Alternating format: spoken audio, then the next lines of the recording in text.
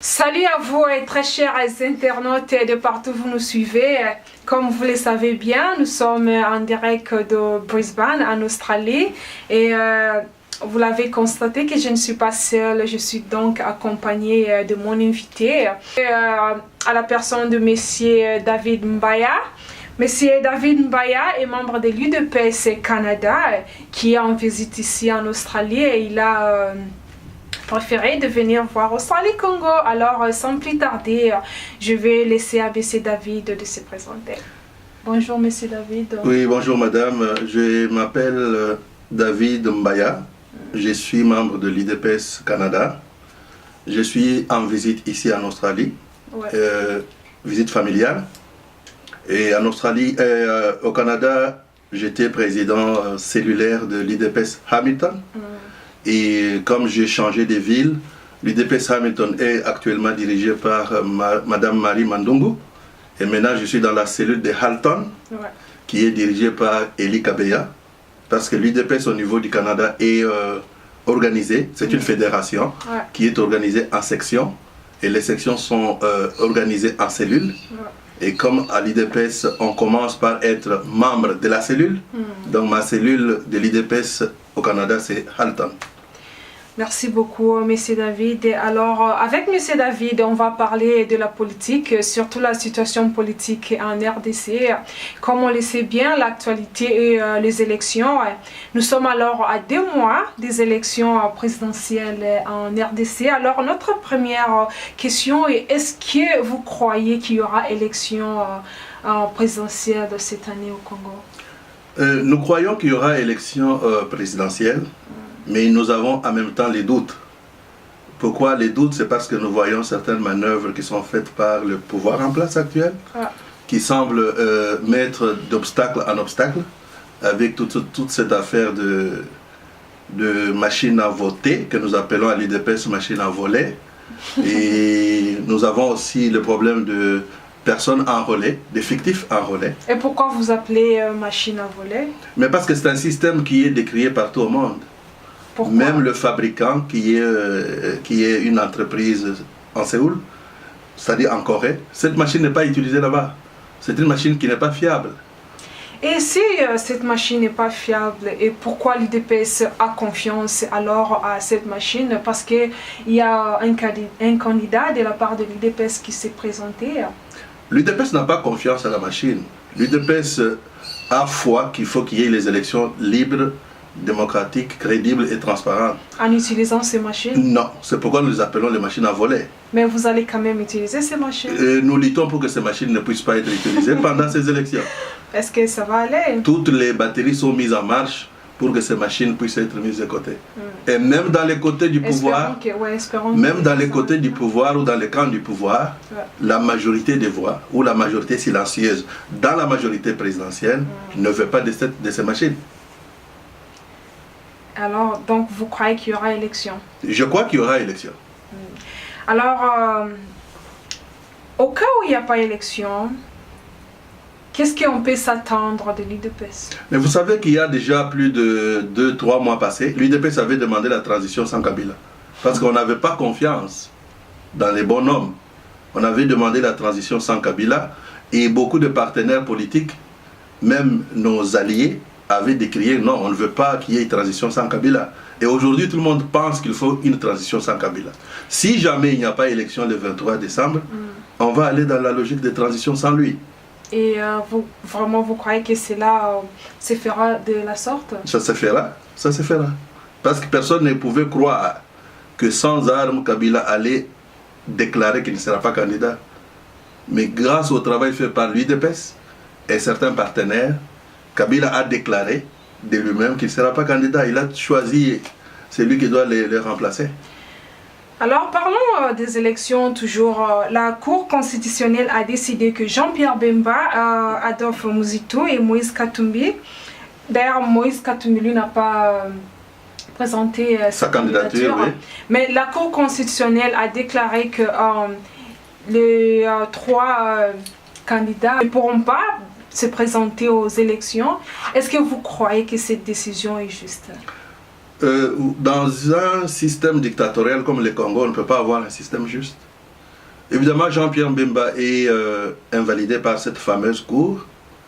Adolphe Muzito de la même façon, et tant d'autres candidats. Mais ce que la cour n'a pas pu faire, c'est d'invalider plusieurs candidats à double nationalité qui sont au niveau de la mouvance présidentielle. Donc c'est une cour de justice qui est injuste. Parce que si c'était une cour constitutionnelle juste, plusieurs candidats de la famille politique de M. Kabila devaient être invalidés. Donc les candidats à double nationalité ne pourront pas se présenter. Selon la loi. Si c'est une cour constitutionnelle qui dit la loi, devait dire la loi dans ses plus grands détails.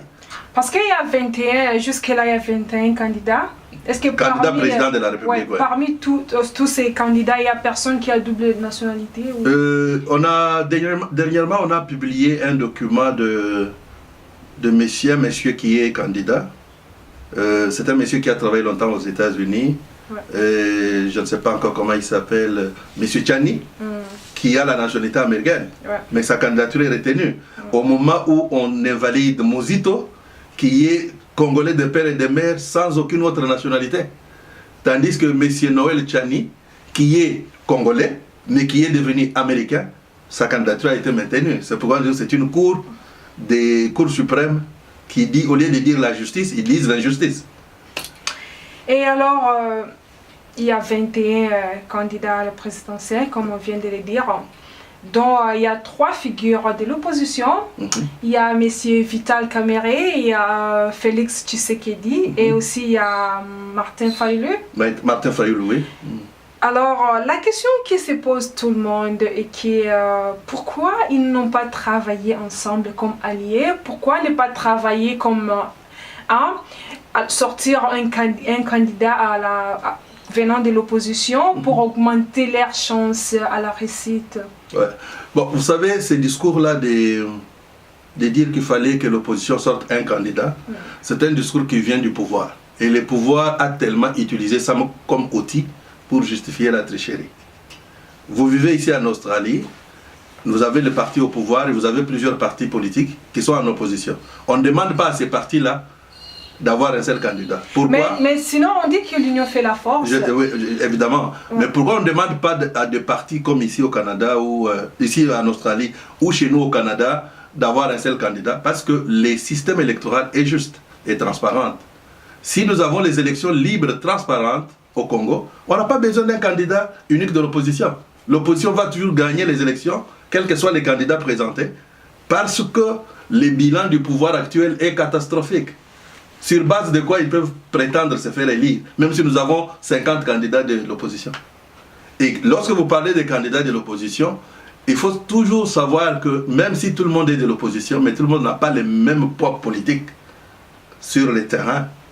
L'UDPS, notre parti, c'est le parti les plus puissants sur le terrain, le mieux représenté sur le terrain. L'UDPS peut gagner ces élections-là, même avec 20 candidats de l'opposition, parce que l'UDPS a un message. Quel est le message que l'UDPS a? L'état de droit. Parlons aussi de l'état de droit, monsieur Félix Tshisekedi. Oui. Est-ce qu'il a 100% les soutiens de l'UDPS? Mais c'est le candidat de l'UDPS. C'est l'UDPS qui a présenté Félix comme candidat. Il ne s'est pas présenté lui-même. Et à l'issue du congrès, vous avez confiance en lui? 100%. Pourquoi? Maboko Pembe. Pourquoi? Vous savez, Félix, c'est le symbole même de l'homme congolais, le symbole même d'un homme congolais qu'on a besoin pour diriger le pays. Et qu'est-ce qui vous met à dire cela? Est-ce que parce que Félix Tshisekedi est l'enfant d'Etienne Tshisekedi, ou parce qu'il est compétent, ou parce qu'il a d'expérience? Félix Tshisekedi n'est pas seulement l'enfant d'Etienne Tshisekedi. Il est en même temps élève d'Etienne Tshisekedi, disciple d'Etienne Tshisekedi, apôtre d'Etienne Tshisekedi. Vous comprenez les dimensions qui habitent l'homme. L'enfant de Tshisekedi, oui, mais en même temps élève, disciple et apôtre. Il n'y a personne actuellement qui véhicule correctement le message pour lequel Tshisekedi s'est battu pendant plus de 32 ans, celui d'état de droit, celui de respect de la vie humaine, comme Félix. Donc vous voulez nous dire qu'à l'UDPS, il n'y a personne d'autre qui est compétent pour succéder à M. Tshisekedi que Félix? Non, je n'ai pas dit ça. L'UDPS, c'est une pépinière. Il n'y a pas un parti politique au Congo qui a des compétences dans tous les domaines de la vie comme l'UDPS. Mais si Félix a été choisi par les congressistes du parti, c'est un choix du peuple.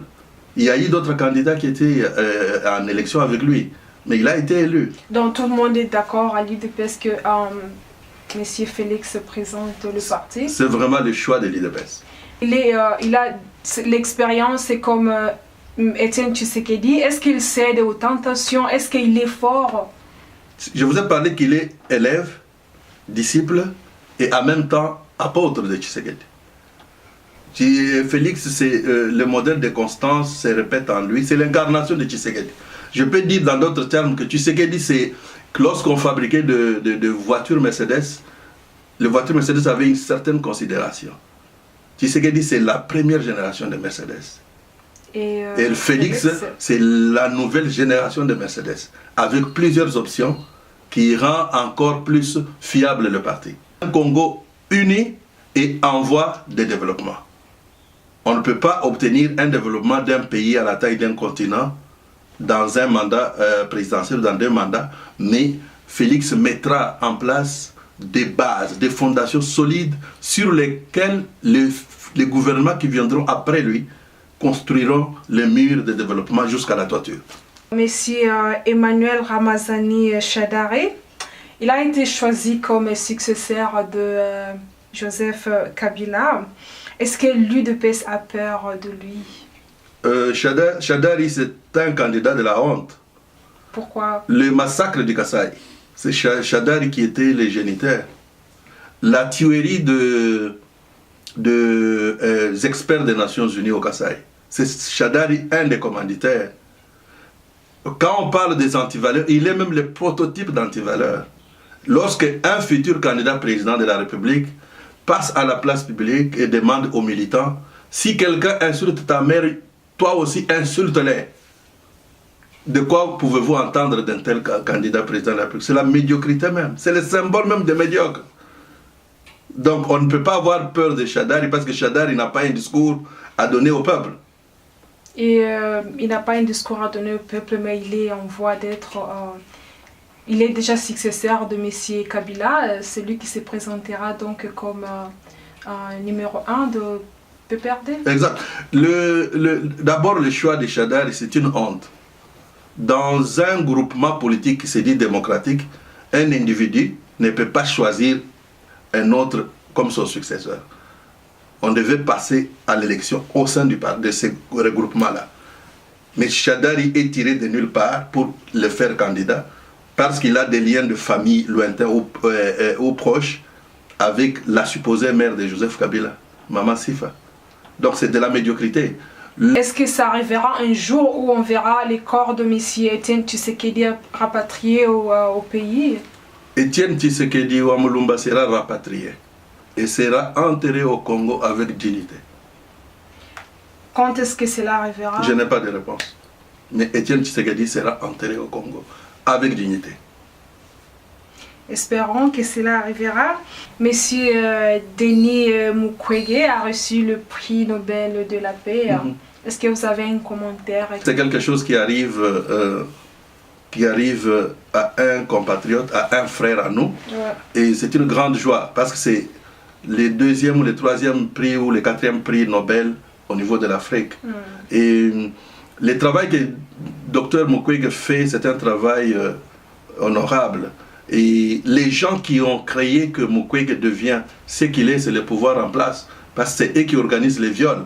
Au lieu que Mukwege prend en santé, d'une façon générale, les femmes, maintenant il se focalise sur les victimes du régime, qui sont les femmes violées dans le Kivu. Mais n'oubliez pas qu'il y a un prix Nobel de la paix oublié, qui est Étienne Tshisekedi. Parce qu'il a toujours travaillé pour qu'il y ait la paix au Congo. Il avait toutes les possibilités de faire la guerre dans ces pays-là, il n'a jamais fait la guerre. Donc, pour moi, Étienne Tshisekedi, c'est un des prix Nobel de la paix oubliés. Mais on dit que le prix Nobel, ça se mérite. Hein? Si nous voulons aller dans les critères objectifs de méritas de ce prix-là, parmi plusieurs personnes qui ont ce prix-là, il n'y a personne qui a le parcours d'Étienne Tshisekedi. Là, c'est pas à nous de juger. Hein? C'est mon opinion. Et cette opinion-là, plusieurs autres personnes partagent. Étienne Tshisekedi Ouamulumba, c'est un prix Nobel de la paix oublié. Et c'est David, est-ce que vous avez un mot de la fin avant que nous puissions clore notre interview? Le mot de la fin, c'est demander à tous les Congolais et les amis du Congo qui vivent en Australie, et pour leur dire que nous sommes à la période où on a besoin de votre appui. Votre appui, c'est appui en monnaie, en argent. L'UDPS a besoin de l'argent pour faire la campagne. L'UDPS n'est pas un parti qui a travaillé dans les institutions, qui a pillé les caisses de l'État. L'UDPS, c'est un parti qui fonctionne avec les contributions de ses membres. Alors je lance un appel à tous les citoyens congolais qui vivent dans ces pays, à tous les amis du Congo qui vivent dans ces pays, qui pourront nous suivre au travers de votre télévision, que nous sommes à la collecte d'argent pour soutenir le candidat Félix. Alors, vous pouvez faire les dons sur www.fachi.org. Vous pouvez faire votre don allant de $1 à $1 million. Donc, tout fait nombre. Tout fait nombre. Tous ceux qui peuvent suivre ce message, nous vous demandons d'aller sur www.fachi.org, donnez votre contribution. Donner $5, donner $10, donner $20, $30 pour quelqu'un qui vit en Australie n'est pas les yeux de la tête. Si les gens qui vivent au Congo sont capables de donner $1 pour cette action-là, je serais surpris de voir les gens qui vivent en Australie incapables de donner $100. Peut-être qu'ils ont peur où cet argent ira. Est-ce que ça ira droit au... Je vous ai parlé de la crédibilité de Félix. Et tout le monde connaît la crédibilité de l'UDPS. Donnez votre argent sur www.fachi.org. Et ça ira droit. Ça ira directement au comité de campagne pour organiser avec succès la campagne de Félix. Vous savez que l'UDPS vit que des dons et legs et des contributions de ses membres. Donc, est-ce qu'il y a aussi les membres qui iront s'enrôler pour voter au Congo? Oui. Beaucoup de nos membres se sont enrôlés au Congo. Et l'UDPS a présenté les candidats à tous les niveaux. Fédéral, au niveau provincial, au niveau national. Et lorsqu'il y aura les élections municipales, nous irons jusqu'au niveau des quartiers. Parce que ce pays n'a le peu décollé que lorsque l'UDPS prendra les contrôles de l'appareil de l'État à tous les niveaux. Alors, plein de bonnes choses à l'UDPS. Merci madame. Merci d'être notre invité, M. David. C'est moi qui vous remercie de m'avoir réussi dans votre studio, ici à Brisbane, en Australie. Alors, merci beaucoup, très chers internautes. Vous avez suivi M. David. Il nous a bien parlé des élections au Congo et aussi pourquoi faire confiance à l'UDPS. Alors, c'est à vous de juger. Et merci beaucoup de nous avoir suivis. On se retrouve à la prochaine. Merci. Merci.